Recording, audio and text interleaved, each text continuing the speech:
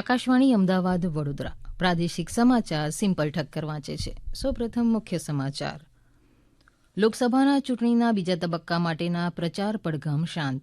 ચોથા તબક્કા માટે ઉમેદવારીપત્ર ભરવાનો આજે અંતિમ દિવસ. સર્વોચ્ચ અદાલતે ઈવીએમ મતોની વીવીપેટ સ્લીપ સાથે 100% ક્રોસ વેરિફિકેશનની માંગણી કરતી અરજી પરનો ચુકાદો અનામત રાખ્યો છે. રાજ્યમાં ત્રીજા તબક્કામાં થનાર લોકસભા ચૂંટણી અંતર્ગત કોંગ્રેસના નેતાઓ આવતીકાલથી ગુજરાતમાં ઝંઝાવાતી પ્રચારનો પ્રારંભ કરશે.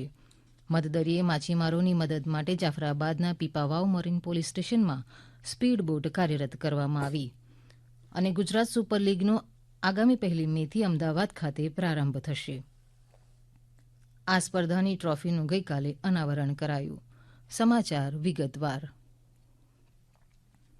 લોકસભા ચૂંટણીના બીજા તબક્કા માટેના પ્રચાર પડઘમ ગઈકાલે શાંત થયા છે.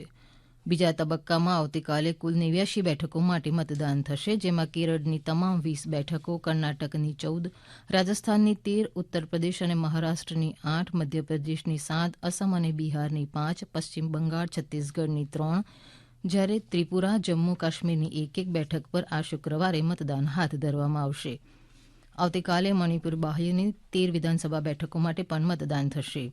દરમિયાન લોકસભા ચૂંટણીના ચોથા તબક્કા માટે ઉમેદવારીપત્રો ભરવાનો આજે અંતિમ દિવસ છે. આવતીકાલે ઉમેદવારીપત્રોની ચકાસણી કરવામાં આવશે અને 29 એપ્રિલ સુધીમાં ઉમેદવારીપત્રો પરત ખેંચી શકાશે. આગામી 13 મે ચોથા તબક્કા માટે 10 રાજ્યો અને કેન્દ્ર શાસિત પ્રદેશોની કુલ 96 લોકસભા બેઠકો પર મતદાન થશે. સર્વોચ્ચ અદાલતે ઈવીએમ મતોની વીવીપેટ સ્લીપ સાથે 100% ક્રોસ વેરિફિકેશનની માંગણી કરતી અરજી પરનો ચુકાદો અનામત રાખ્યો છે. ન્યાયાધીશ સંજીવ ખન્ના અને ન્યાયમૂર્તિ દીપાંકર દત્તાની ખંડપીઠે ઈવીએમની કાર્યપ્રણાલી વિશે ભારતીય ચૂંટણી પંચને કેટલાક સવાલો પૂછ્યા હતા. સુનાવણી દરમિયાન બેન્ચે ઈવીએમ અને વીવીપેટની કાર્યપ્રણાલીની સુરક્ષા સુવિધાઓને સમજવા માટે ચૂંટણી પંચના અધિકારીઓ સાથે વ્યાપક વાતચીત કરી હતી. આ મુદ્દે ચૂંટણી પંચે આશ્વાસન આપ્યું છે કે કોઈ પણ સ્તરે ઈવીએમ સાથે ચેડા અશક્ય છે. ચૂંટણી પંચે કહ્યું કે અત્યાર સુધીમાં ખરાઈની 41,629 ઘટનાઓ સામે આવી છે અને 4 કરોડથી વધારે વીવીપેટ પેપર સ્લીપને મેળવવામાં આવી છે. રાજ્યમાં ત્રીજા તબક્કામાં થનાર લોકસભા ચૂંટણી અંતર્ગત કોંગ્રેસના નેતાઓ આવતીકાલથી ગુજરાતમાં ઝંઝાવાતી પ્રચારનો પ્રારંભ કરશે. કોંગ્રેસના વરિષ્ઠ નેતા રાહુલ ગાંધી 28 એપ્રિલે પાટણમાં, જ્યારે પ્રિયંકા ગાંધી 27 એપ્રિલે વલસાડના ધરમપુર ખાતે જાહેર સભા સંબોધશે. ગુજરાત કોંગ્રેસના પ્રભારી મુકુલ વાસનિક 2 દિવસના ગુજરાતના પ્રવાસે આવશે. જાહેર સભાઓના આયોજન વગેરેની દેખરેખ કરશે. કોંગ્રેસના શ્રી મીનુ સિંઘવી 28 એપ્રિલે અમદાવાદ ખાતે પત્રકાર પરિષદ યોજશે. કોંગ્રેસના રાષ્ટ્રીય મહિલા અધ્યક્ષ અલકા લાંબા, વરિષ્ઠ નેતા ભૂપેશ બધેલ, અશોક ગેહલોત, રેવંતા રેડ્ડી તથા રાષ્ટ્રીય પ્રવક્તા સુપ્રિયા શ્રીનંત અને પવન ખેરા જનસભાને સંબોધશે. કોંગ્રેસના યુવા નેતા કનૈયા કુમાર, ઇમરાન પ્રતાપ ગઢી તથા બીવી શ્રીનિવાસ પણ રાજ્યમાં જાહેર સભા અને પત્રકાર પરિષદ યોજશે. રાજ્યમાં આગામી લોકસભા ચૂંટણી અને વિધાનસભા પેટા ચૂંટણી માટેનું પ્રચાર અભિયાન વેગ પકડી રહ્યું છે. રાજ્યના શિક્ષણ મંત્રી કુબેરભાઈ ડિંડોર ગઈકાલે કડાણા તાલુકાના રાઠડા બેટ ખાતે જનસંપર્ક કાર્યક્રમ અને મોદી પરિવાર સભા યોજી હતી અને મતદારોને ભાજપના ઉમેદવારોને મત આપવા અપીલ કરી હતી. મુખ્યમંત્રી ભૂપેન્દ્ર પટેલ 2 દિવસ દરમિયાન ઝારખંડ અને તેલંગાણાના પ્રવાસે છે. મુખ્યમંત્રી ભૂપેન્દ્ર પટેલ આવતીકાલે તેલંગાણામાં ભાજપ ઉમેદવારના પ્રચાર માટે જશે. મુખ્યમંત્રી તેલંગાણાની કરીમનગર લોકસભા બેઠકના ભાજપના ઉમેદવાર સંજય કુમાર બંદીના ઉમેદવારીપત્ર ભરવા સમયે ઉપસ્થિત રહેશે. ગુરુવારે બપોર બાદ કુરનૂલ લોકસભા મતક્ષેત્રના ભાજપ ઉમેદવાર ભરત પ્રસાદના સમર્થનમાં ચૂંટણી સભાને સંબોધશે. આ સમાચાર આપ આકાશવાણીના અમદાવાદ વડોદરા કેન્દ્ર પરથી સાંભળી રહ્યા છો. વધુ સમાચાર આપ અમારી વેબસાઇટ newsonair.gov.in/ગુજરાતી પર વાંચી શકશો. વલસાડ લોકસભા બેઠક ડાંગ અને વલસાડ જિલ્લામાં વહેંચાયેલી છે, જેમાં 7 વિધાનસભા મત વિસ્તારોનો સમાવેશ કરવામાં આવ્યો છે. આ અંગે વધુ માહિતી આપે છે અમારા વલસાડ જિલ્લાના પ્રતિનિધિ નવીન પટેલ.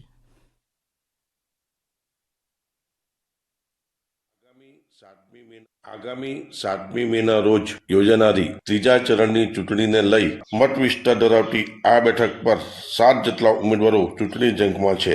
આ બેઠક પર ભાજપના ઉમેદવાર ધવલ પટેલ, અને કોંગ્રેસના ઉમેદવાર અનંત પટેલ વચ્ચે છે.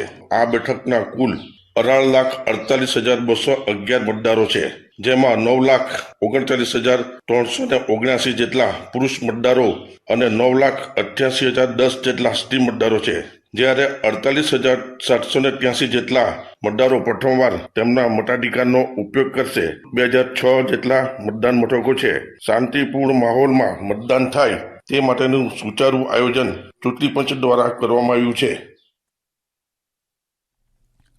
મતદરીય માછીમારોની મદદ માટે હવે જાફરાબાદના પીપાવાવ મરીન પોલીસ સ્ટેશનમાં સ્પીડ બોટ કાર્યરત કરવામાં આવી છે. 30 નોટિકલ માઇલની સ્પીડે આ બોટ માછીમારોની મદદે પહોંચી જશે. હવે પીપાવાવ મરીન પોલીસના પોલીસ ઇન્સ્પેક્ટર ઈશરાણીના હસ્તે સ્પીડ બોટનું લોકાર્પણ થતાં દરિયામાં ગમે તેવા સંજોગો વચ્ચે માછીમારોનો જીવ બચાવી શકાશે અને કોઈપણ કપરા સમયે પહોંચી શકાશે.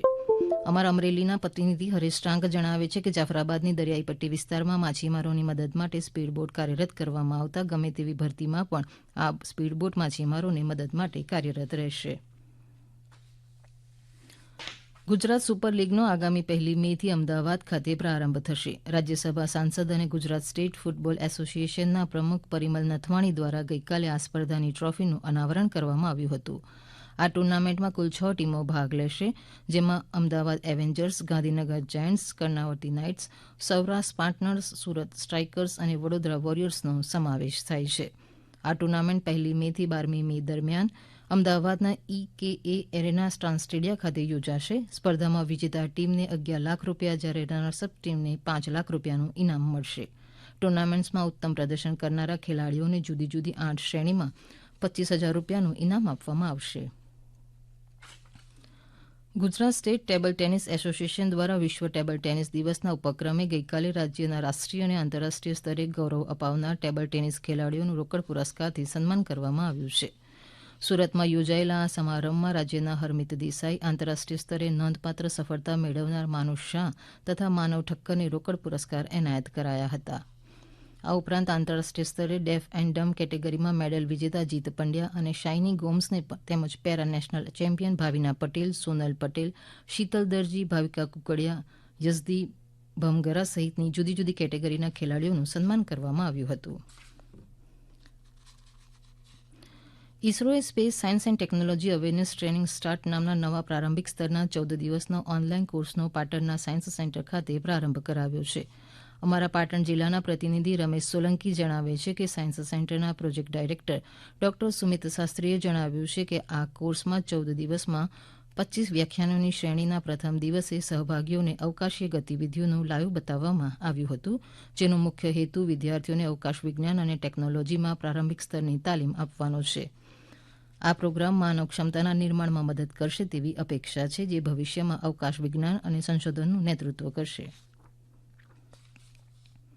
ટંકારાના નાના ખીજડીયા ગામે મચ્છરજન્ય રોગચાળો અટકાવવા આરોગ્ય વિભાગના કર્મચારીઓ દ્વારા હાઉસ ટુ હાઉસ સર્વેલન્સ કામગીરી હાથ ધરાઈ છે.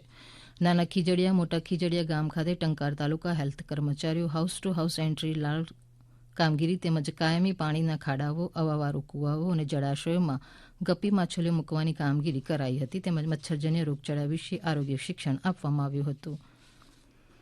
લોકસભા ચૂંટણીના કારણે મામલતદાર વર્ગ 2ની બઢતી પરીક્ષાની તારીખોમાં ફેરફાર કરાયો છે. અંતમાં મુખ્ય સમાચાર. લોકસભાના ચૂંટણીના બીજા તબક્કા માટેના પ્રચાર પડઘમ શાંત. ચોથા તબક્કા માટે ઉમેદવારીપત્ર ભરવાનો આજે અંતિમ દિવસ. સર્વોચ્ચ અદાલતે ઈવીએમ મતોની વીવીપેટ સ્લીપ સાથે 100% ક્રોસ વેરિફિકેશનની માંગણી કરતી અરજી પરનો ચુકાદો અનામત રાખ્યો છે. રાજ્યમાં ત્રીજા તબક્કામાં થનાર લોકસભા ચૂંટણી અંતર્ગત કોંગ્રેસના નેતાઓ આવતીકાલથી ગુજરાતમાં ઝંઝાવાતી પ્રચારનો પ્રારંભ કરશે. મતદરીય માછીમારોની મદદ માટે જાફરાબાદના પીપાવાવ મરીન પોલીસ સ્ટેશનમાં સ્પીડ બોટ કાર્યરત કરવામાં આવી અને ગુજરાત સુપર લીગનો આગામી 1 મેથી અમદાવાદ ખાતે પ્રારંભ થશે. આ સ્પર્ધાની ટ્રોફીનું ગઈકાલે અનાવરણ કરાયું. આકાશવાણીના અમદાવાદ વડોદરા કેન્દ્ર પરથી પ્રાદેશિક સમાચાર પૂરા થયા.